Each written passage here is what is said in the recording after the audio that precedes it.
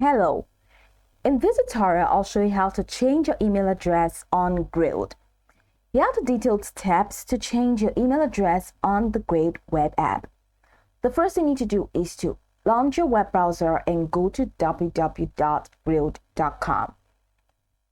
In the website, click on the login button in the top right corner of the page if prompted. Enter your email and password, or use your Google/Apple credentials if you signed up that way. Now, once logged in, you'll be directed to your dashboard or the homepage, which I have in here. Now, in the upper right corner of your homepage, hover over your profile icon, and it's going to display a drop-down menu. From this drop-down menu, go ahead and click on My Account, and that's going to open up the My Account page.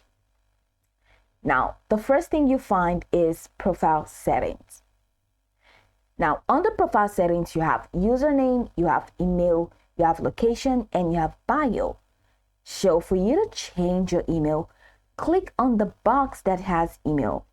Now, this is your current email address, right? So enter the new email address in this box and confirm your email address in here.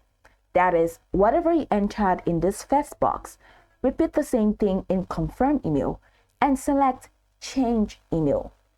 Once you select change email, that's it. Now, Grailed may require you to verify your new email address before the change is applied.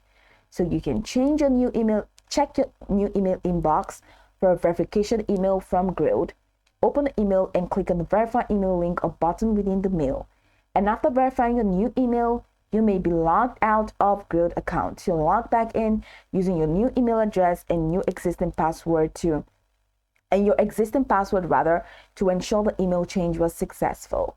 And that's it. So return to the settings page and confirm that's account settings page or the profile settings page to confirm that your email address is correctly listed in the profile settings section. And that's the process. That's the process for changing your email address on Grailed.